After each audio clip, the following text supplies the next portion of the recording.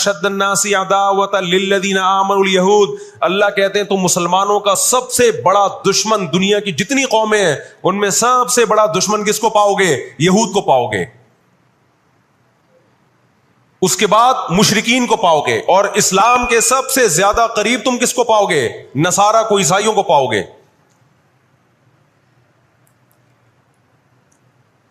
تو ان کو بہت عرصے سے، صدیوں سے کچھ دنیا میں ہوا نہیں تھا، تو ان کو بیٹھے بیٹھے پریشانی ہونا شروع ہو گئی۔ چند ان کے فسادی لوگ جمع ہوئے اور انہوں نے کہا کہ بھئی دنیا میں ہر قوم کے پاس ایک ملک ہے، ہر مذہب کے پاس ایک ملک ہے، تو ہمارے پاس بھی ہونا چاہیے۔ حالانکہ یہ بات ہی غلط ہے، دنیا میں ہر قوم کے پاس ملک نہیں ہے، دنیا میں لاکھوں قومیں ہیں، ملک تھوڑی لاکھوں ہیں۔ پاکستان میں کتنی قومیں ہیں؟ سرائکی ہے، پنجابی ہیں، اردو ہیں، پٹھان ہیں، بلوچی ہیں۔ اگر قومیت کی بیس پہ ملک بنانا شروع کر دیں پھر تو ایک ایک انچ کے ملک وجود میں آئیں گے۔ پھر سرائکیوں میں جائیں گے تو سرائکیوں میں 20 قومیں ہیں، پٹھانوں میں جائیں گے پٹھانوں میں 40 قومیں نکلیں گی، مہاجروں میں جائیں گے ان میں صدیقی الگ ہے، ہاشمی الگ ہے، 20 قسم کے، بہاری الگ ہے۔ وہ تو قوم در قومیں بڑھتی چلی جائیں گی۔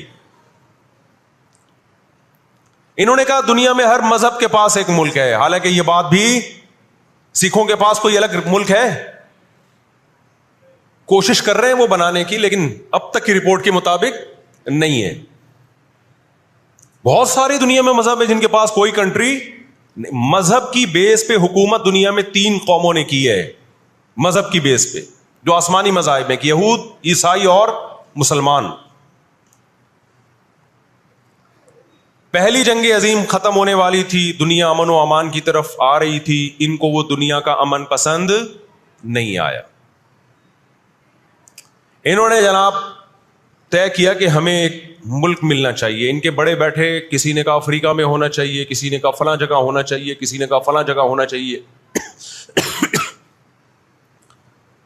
ان میں چند شرارتیوں کو خیال آیا کہ اگر ہم کسی بھی ملک میں کسی بھی زمین پہ اناؤنس کریں گے نا یہاں ہم نیا کنٹری بنانا چاہتے ہیں، تو ہمارے یہود خود اس پہ آمادہ نہیں ہوں گے، اس لیے کہ جو شخص کسی ملک میں سکون اور اطمینان کے ساتھ رہ رہا ہے، کوئی یہودی، تو وہ کیوں آئے گا ہجرت کر کے وہاں پہ؟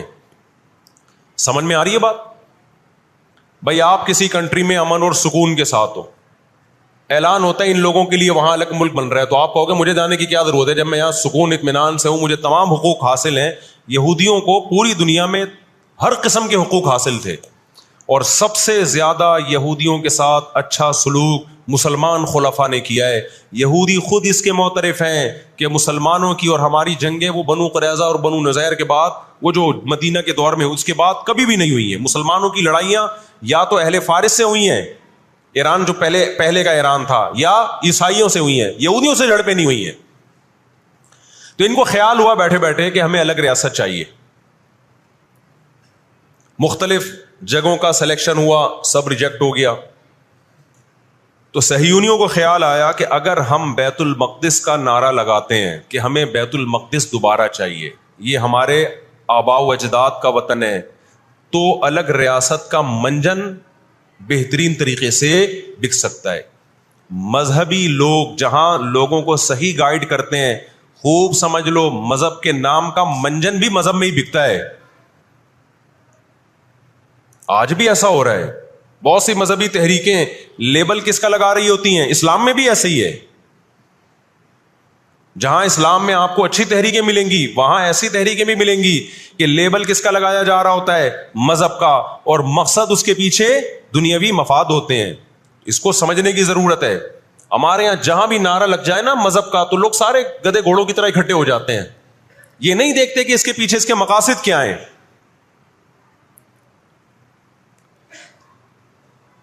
تو نعرہ یہ لگایا گیا، اللہ کرے میں جلدی سے مختصر ہسٹری سمیٹ دوں پھر آپ کے سامنے بات رکھوں۔ نعرہ یہ لگایا گیا کہ چونکہ بیت المقدس ہمارا تھا، یعقوب علیہ السلام، یوسف علیہ السلام، موسیٰ علیہ السلام اور جتنے پیغمبر گزرے، یحییٰ علیہ السلام، زکریا علیہ السلام، ان سب کا مرکز کون سی جگہ ہے؟ ارض مقدس فلسطین۔ تو فلسطین کے نام پہ پوری دنیا سے یہودیوں کو فلسطین میں جمع کرنا ہمارے لیے پاسبل ہے۔ مگر یہودی بکھرے ہوئے تھے, ان کے پاس اتنی طاقت نہیں تھی. 2 سازشیں انہوں نے کی ہیں. نمبر 1, تجارت اپنے کنٹرول میں لو. قرآن کہتا ہے وَأَخْذِهِمُ الرِّبَا وَقَدْ نُهُوا عَنْهُ, اللہ نے ان پر سود لینے پر پابندی لگائی تھی. انہوں نے دنیا کو سود کے نظام میں لپیٹ دیا. پوری دنیا کی دولت مرتکز ہو کے کس کے پاس آنے لگی؟ یہودیوں کے پاس. مذہبی ریاست بنائی جا رہی ہے. اس کی مثال ایسے ہے جیسے ہم مسجد بنا رہے ہیں اور بندوق ہاتھ میں لے کے لوگوں کو ڈکیتیاں کر کے پیسہ لاؤ. جتنا پیسہ بنے گا, جتنا پیسہ اکٹھا ہوگا, ہم اسے کیا بنائیں گے؟ مسجد بنائیں گے. تو اس سے صاف پتہ چل جائے گا بھائی تیرا مقصد مسجد بنانا نہیں ہے, مسجد کے نام پہ منجن بیچنا ہے. سمجھ میں آ رہی ہے بات کہ نہیں آ رہی؟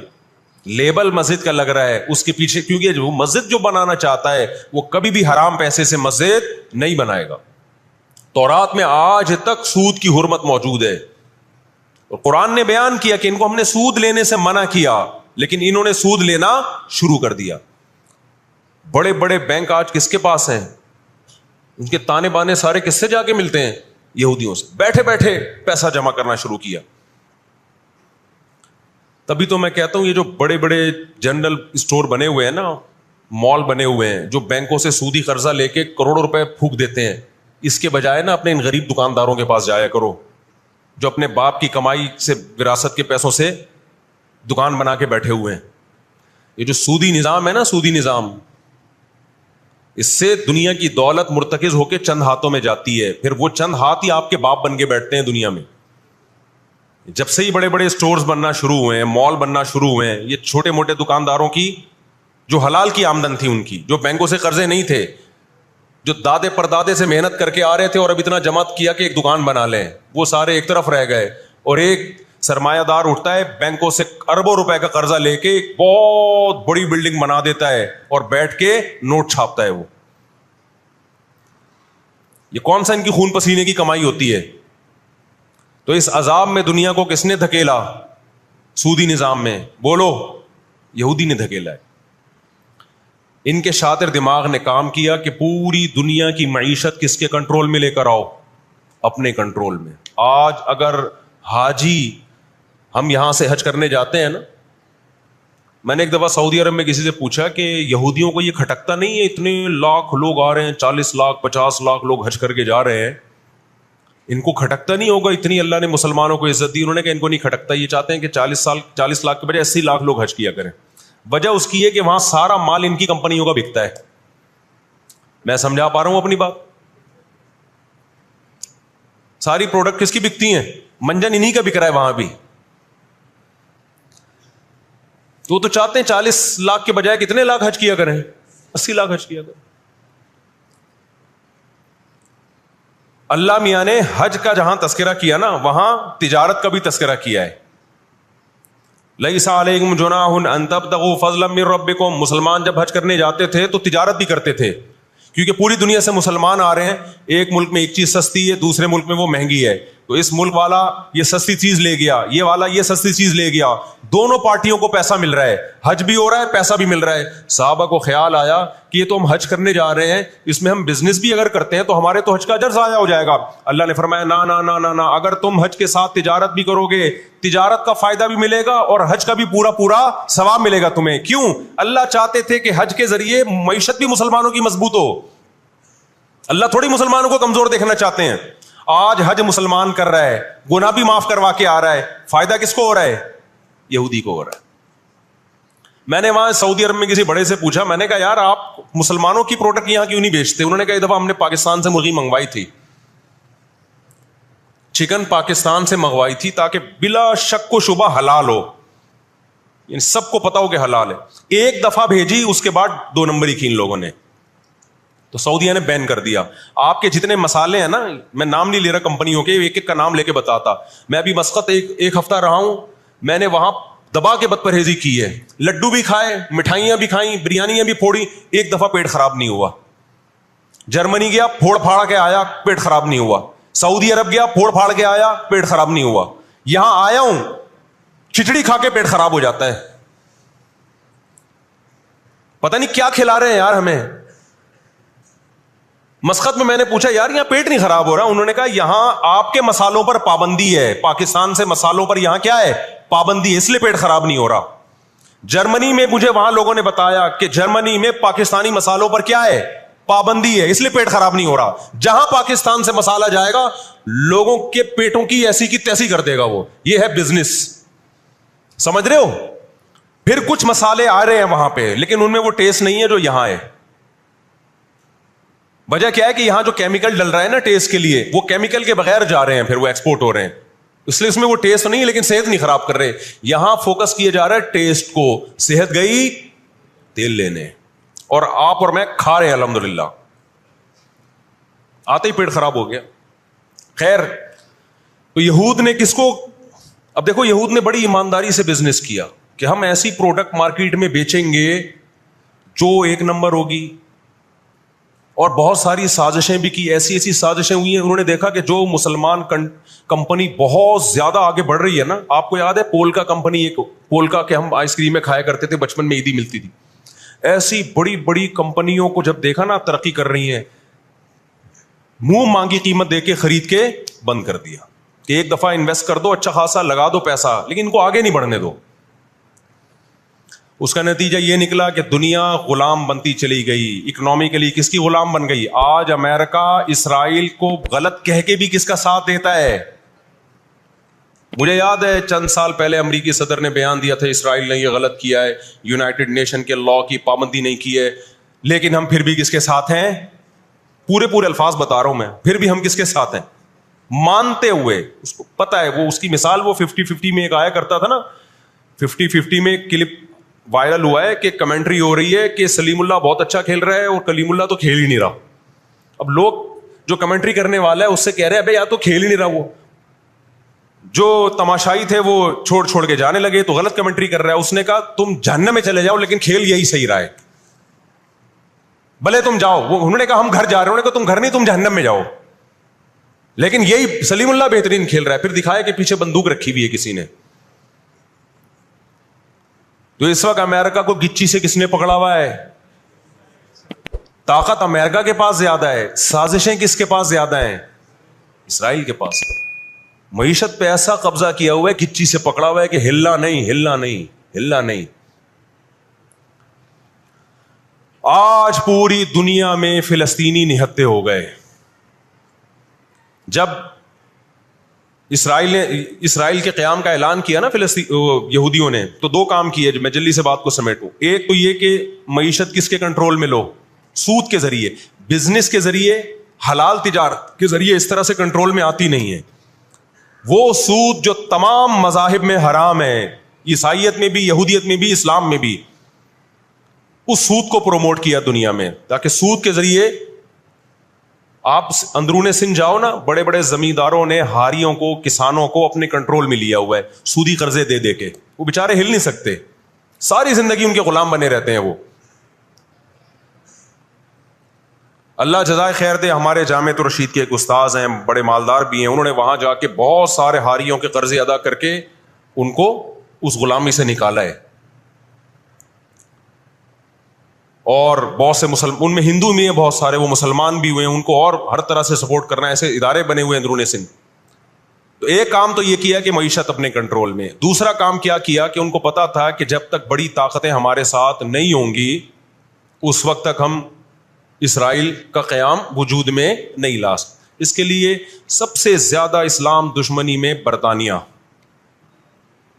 برطانیہ کے ساتھ ایگریمنٹ ہوا، اور آپ حیران ہوں گے برطانیہ کی اسمبلی میں جب یہ قانون پاس ہوا، قرارداد پاس ہوئی ہے کہ ہم نے فلسطینیوں کو، اسرائیلیوں کو، یہودیوں کو فلسطین میں جا کے آباد کرنا ہے، تو آپ حیران ہوں گے کہ اس میں اس کی سب سے زیادہ مخالفت اسمبلی میں موجود ایک شخص نے کی جو یہودی تھا۔ اس نے ایک آواز اٹھائی کہ اگر ہم نے ایسا کیا تو اب تک 1000 سال سے زیادہ عرصہ ہو گیا ہماری مسلمانوں سے کبھی لڑائی نہیں ہوئی ہے، اگر ہم نے ایسا کیا تو پوری مسلم دنیا ہمارے اگینسٹ ہو جائے گی اور دنیا ایک نہ ختم ہونے والی جنگ میں آپ دنیا کو جھونک دو گے۔ وہ یہودی تھا، اس نے اس پالیسی کے خلاف آواز اٹھائی، مگر برطانیہ کو اس سے کوئی سروکار نہیں تھا۔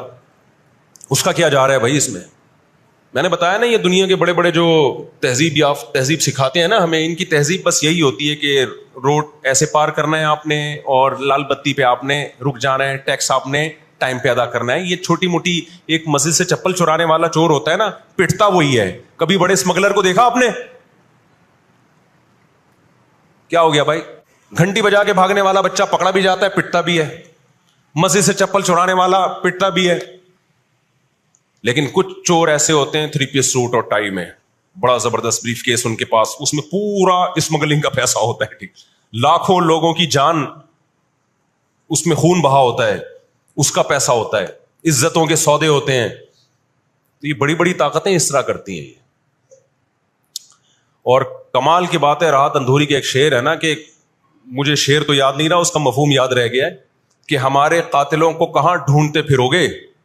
شاعر نے تو کہا ہے کہ اپنی معشوقہ کو، کہ ہمارے قاتلوں کا، یعنی ہماری قاتل تو آپ ہو، آپ کی محبت میں ہم مرے ہیں. اس نے کہا کہ ہمارے قاتلوں کو کہاں ڈھونڈتے پھرو گے. وہ کیا ہے کہ ہمیں قتل کا الزام ہم ہی پر رکھ دو، ہم ہی پر الزام ڈال دو، یعنی مقتول ہی پہ الزام ڈال دو کہ یہی قاتل ہے. آج دنیا میں سب سے زیادہ دہشت گردی کا شکار مسلمان ہو رہا ہے، کشمیر میں بھی. اور میں کشمیر کے بارے میں نیوز چینل کی رپورٹ پیش نہیں کر رہا، میں دنیا میں جاتا ہوں، مقبوضہ کشمیر کے مسلمانوں سے بھی ملتا ہوں. نام ان کے ہائی لائٹ نہیں کیے جا سکتے، ان کی ویڈیو نہیں ڈالی جا سکتی ورنہ انڈیا ان کو تنگ کرے گا. مقبوضہ کشمیر میں کوئی ایک مسلمان ایسا نہیں ہے جو انڈین گورنمنٹ سے خوش ہو. ابھی مسقط میں ایک خاتون ملی مقبوضہ کشمیر سے، مجھے تو لوگ پہچان لیتے ہیں، کہنے لگے مفتی صاحب خدا کا واسطہ آپ آواز اٹھائیں، ہم پر بہت ظلم کر رہا ہے انڈیا، بہت مار رہا ہے ہمیں کشمیر میں، بتاؤ دنیا آواز اٹھا رہی ہے اس پہ؟ کیونکہ مسلمان کا خون بہ رہا ہے. روہن گیان میں کس کا خون بہتا ہے؟ برما میں مسلمان کا خون بہتا ہے. فلسطین میں کس کا خون بہ رہا ہے؟ مسلمان کا خون بہ رہا ہے. جہاں مسلمان کا خون بہے گا دنیا منہ پہ ٹیپ لگا لیتی ہے. جہاں کوئی ایک غیر مسلم، ہماری نظر میں مسلمان کا خون بہے یا غیر مسلم کا، ہم فرق نہیں کرتے، کسی پہ بھی ظلموں کا ہم آواز اٹھائیں گے. لیکن دنیا یہ فرق کرتی ہے، لیبل یہ لگاتی ہے کہ انسانیت پہلے مذہب بعد میں، لیکن ان کا ایٹیٹیوڈ بتاتا ہے کہ ان کی نظر میں مذہب پہلے ہے، انسانیت بعد میں ہے. دنیا میں سب سے سستا خون مسلمان کا ہو گیا ہے. تو 2 کام کیے، نمبر 1 اکنامکلی مضبوط کرنا ہے، سود کے ذریعے، تجارت کے ذریعے نہیں، سودی تجارت کے ذریعے. اس کے بعد کیا کیا؟ برطانیہ سے معاہدہ ہوتا ہے، اور چند سالوں میں 1917 میں برطانیہ نے اعلان کیا کہ بھائی ہم پوری دنیا سے یہودیوں کو لا کے کہاں آباد کریں گے؟ فلسطین میں. اس وقت مکمل فلسطین کس کا تھا؟ عربوں کا تھا، وہ مسلمانوں کا تھا. چند سال میں 33% یہودی اسرائیل میں آ کے، فلسطین میں آ کے آباد ہو گئے، اور وہ وہاں گڑبڑ شروع کر دی انہوں نے. نہتے فلسطینیوں کو مارنا، قتل کرنا، ان کی زمینوں پہ قبضہ کرنا. فلسطینیوں نے آواز اٹھائی، انہوں نے، غیرت مند لوگ ہیں وہ، انہوں نے کہا لن نترک شبرا للذل، ہم ایک بالش بھی نہیں دیں گے. جب تک سلطان عبد الحمید تھا نا، خلیفہ مسلمانوں کا، اس نے یہودیوں سے کہا تھا کہ شاپر میں مٹی اٹھا کے بھی لے جانے نہیں دوں گا فلسطین کی. سمجھتے ہو؟ دیکھو مسلم حکومت چاہے کیسی نالائق ہو، خلافت چاہے کیسی نالائق ہو، اس کا وجود